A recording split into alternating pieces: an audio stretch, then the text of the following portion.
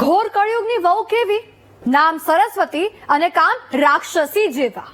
ઘરમાં વડીલ હોય તો પરિવાર નસીબદાર કહેવાય કે વડીલના આશીર્વાદ હેઠળ જીવી રહ્યા છે. પણ આ કળિયુગમાં વડીલનું સન્માન છે જ કોને? આવો સવાલ થાય.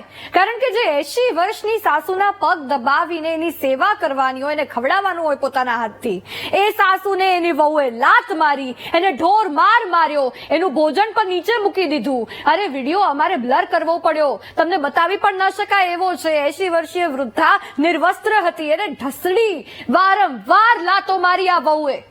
એ વૃદ્ધા કોસતી હશે કે હું મરી કેમ ન ગઈ, મારા પતિ અને પુત્ર સાથે સાથે મને પણ ઈશ્વરે કેમ બોલાવી ના લીધી.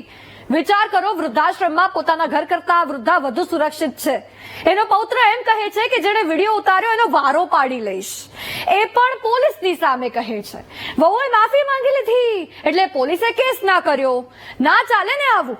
આજે ભારતીય સંસ્કૃતિને જાણવા સમજવા મહાકુંભમાં લોકો 7 સમુદ્ર પારથી આવે છે.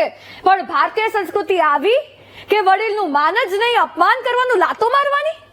સાસુ માટે એમ કહે બધા કે સાસુ માં ના બની શકે. અરે વહુને રહેતા આવડે ને, દીકરીની જેમ રહે ને વહુ, તો સાસુ માં કરતા પણ વધુ વાલ કરી શકે. આ મામલો ખૂબ ગંભીર છે. પોલીસે કેસ કેમ પાછો ખેંચ્યો?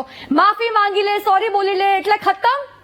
પ્રેરણા મળશે ને લોકોને કે મારો અને માફી માંગો, બચી જાઓ. કડકમાં કડક કાર્યવાહી થવી જોઈતી હતી, જેનો દાખલો બેસે અને લોકો બીજી વાર પોતાના ઘરના વડીલ સાથે આવું કરતા પહેલા 10 વખત વિચાર કરે.